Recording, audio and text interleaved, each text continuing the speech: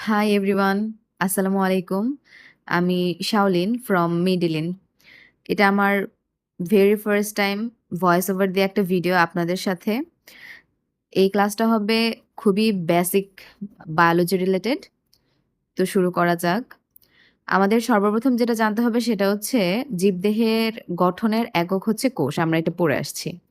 কোষ শব্দটা আমরা কিভাবে আইডেন্টিফাই করব? কোনো শব্দের শেষে যদি আমরা সাইট এরকম কোনো শব্দ পাই তাহলে সেটা আমরা বুঝে নেব কোষ। এবং কোষের ইংলিশ টার্মটা হচ্ছে সেল। এটা আমরা সবাই জানি। এবং এই সেল শব্দটা এসেছে ল্যাটিন শব্দ সেলিউলা থেকে।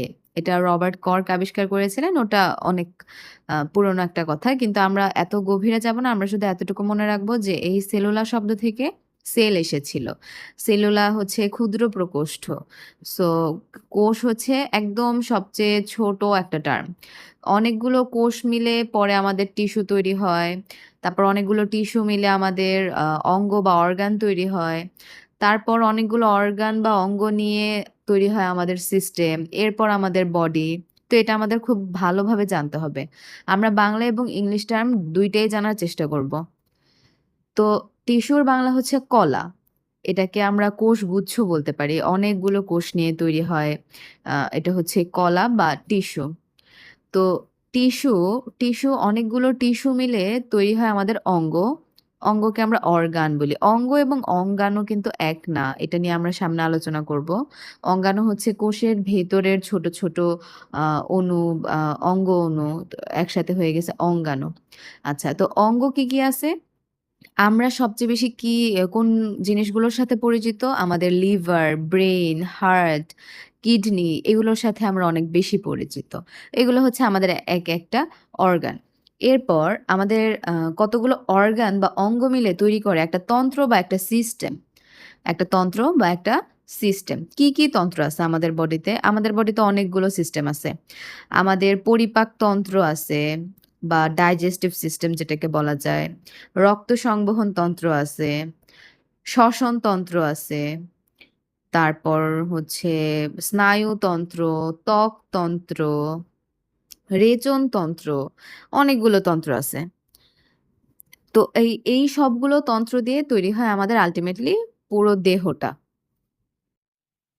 তো এই স্লাইডটা আমরা একটু ভালোভাবে দেখে নেই। এটা আমাদের খুব আ বেসিক একটা নলেজ যেটা জানতেই হবে। বায়োলজি ভালোভাবে বোঝার ক্ষেত্রে বা জানার ক্ষেত্রে।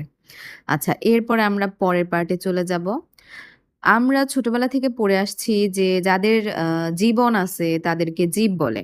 এটাই আমরা শিখে আসছি। যে যাদের জীবন আছে তাদেরকে জীব বলে। ইভেন এখনো ক্লাস 9-10 এর ছেলেমেয়েদেরকে যদি জিজ্ঞেস করি, ওরা বলে যাদের প্রাণ আছে তাদের জীব বলে। উল্টাপাল্টা কথা বলে।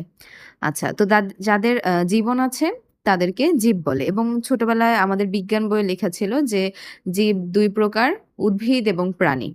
এটা আমরা শিখে আসছি। আমি নিজেও শিখে আসছি যে উদ্ভিদ এবং প্রাণী।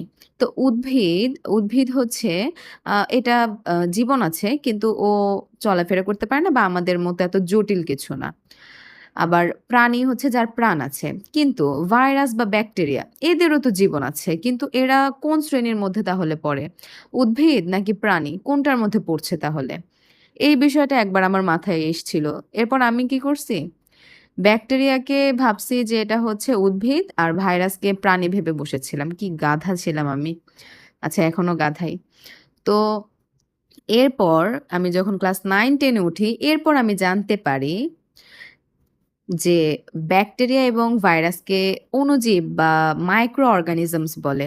অণুজীব মানে অণু মানে ছোট, মাইক্রো মানেও ছোট। আর জীব হচ্ছে যার জীবন আছে। তো অণুজীব মানে এরকম ছোট জীব যেটা ছোট আরেকভাবে বলা যায় যে ওটা হচ্ছে মাইক্রোস্কোপ দিয়ে দেখতে হয়। মাইক্রোস্কোপ দিয়ে দেখতে হয় দ্যাটস ওয়াই এটা হচ্ছে অণুজীব। আচ্ছা, তো অণুজীব কোন শ্রেণীর মধ্যে পড়ে? 9-10 এ আমরা যারা পড়ি তারা সবাই ১ম চ্যাপ্টার থেকে জানতে পেরেছি যে ৫ টা রাজ্য আছে। যে মনেরা, প্রোটিস্টা, ফানজাই, প্লান্টি এবং অ্যানিমেলিয়া। এখন আমরা এই শব্দগুলোকে ভেঙে পড়ব যেন আমরা এটা কখনো না ভুলি। এটা আসলে ভোলার মতোও না। তোমরা একবার ভালোমতো বুঝলেই বুঝতে পারবা যে এটা ভোলার মতো কিছুই না। এবং এটা খুবই বেসিক। আমার মনে হয় তোমরা অনেকেই জানো। অ্যানিমেলের শব্দটা থেকে আমরা বুঝতে পারি যে এটা আসছে অ্যানিমেল থেকে। অ্যানিমেল শব্দের অর্থ হচ্ছে প্রাণী। আমরা, গরু, ছাগল, জীবিত অনেক কিছুই অর্থাৎ প্রাণ আছে যাদের এরকম অনেক কিছুই।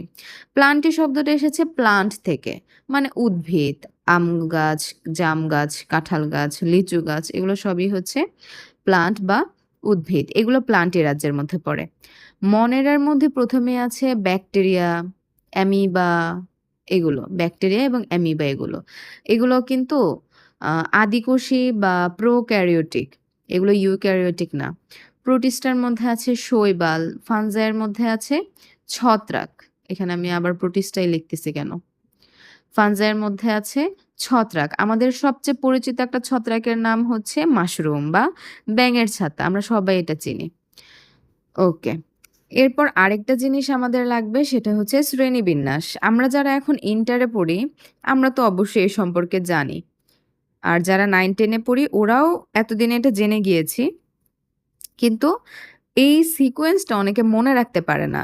আমি যখন 9-10 এ ছিলাম আমারও একটু কষ্ট হতো। আমি আ উল্টাপাল্টা বলা শুরু করতাম। কোনো সিরিয়াল মেইনটেইন আমি অনেক চেষ্টা করতাম। কিন্তু মাঝখানে যেকোনো ২ টা আমার মিসম্যাচ হয়েই যেত।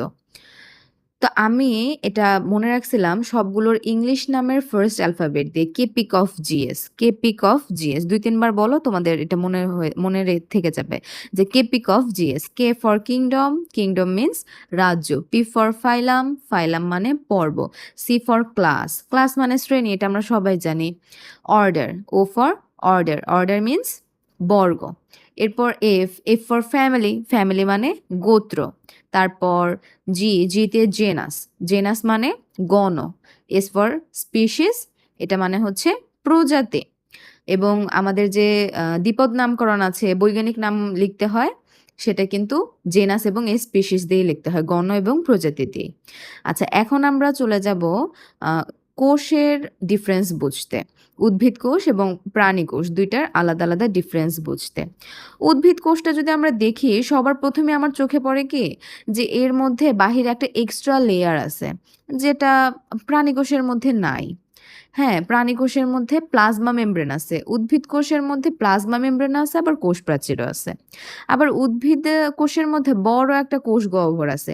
কিন্তু প্রাণী কোষে কোষ গহ্বর থাকলেও সেটা খুবই স্মল। উদ্ভিদ কোষের মতো এত বড় কোষ গহ্বর নাই। আবার নিউক্লিয়াসটা খুব সেন্টারে আছে, কিন্তু উদ্ভিদ কোষের সেন্টারে নাই। তো আমরা ২ টা কোর জিনিস পাইলাম যে কোষ গহ্বর এবং কোষ প্রাচীর উদ্ভিদ কোষে থাকে, প্রাণী কোষে থাকে না। আর উদ্ভিদ কোষে ক্লোরোপ্লাস্ট বা প্লাস্টিড থাকে যেটা প্রাণী কোষে থাকে না, কারণ ওরা সালোক সংশ্লেষণ প্রক্রিয়ায় নিজের খাদ্য নিজে তৈরি করে। আর আমরা হচ্ছি পরনির্ভরশীল। আচ্ছা, মাইক্রো শব্দটার মানে হচ্ছে ছোট আর ম্যাক্রো শব্দের মানে হচ্ছে বড়। আবার রেটিকুলাম এটা আমরা যেখানেই দেখব সেখানে বুঝতে পারবো এটা চিকন সুতা টাইপের কিছু। এরপরে আমরা তন্ত্রের কথা বলেছিলাম। এখানে কিছু ছবি আছে যে পরিপাকতন্ত্র, এটা আমাদের মুখবিবর, খাদ্যনালী, যকৃৎ, বৃহদন্ত্র, ক্ষুদ্রান্ত্র সবকিছু দিয়ে তৈরি। তারপর পরিপাকতন্ত্র হচ্ছে আমাদের খাবার পরিপাক করার জন্য লাগে। এরপর আছে শ্বসনতন্ত্র। এখানে মাঝখানে একটা পর্দা আছে। এটার নাম হচ্ছে ডায়াফ্রাম বা মধ্যচ্ছদা। এটা সম্পর্কে আমরা জানব। এরপর আছে আমাদের ত্বকতন্ত্র। বৃক্ক, ইউরেটার এগুলো হচ্ছে আমাদের রেচনতন্ত্র। এরপর স্নায়ুতন্ত্র, অন্তঃক্ষরা গ্রন্থি। এখানে কতগুলো হরমোনাল গ্ল্যান্ড আছে। এর মধ্যে গর্ভাশয়টা শুধু ফিমেলদের জন্য আর শুক্রাশয়টা শুধু মেলদের জন্য।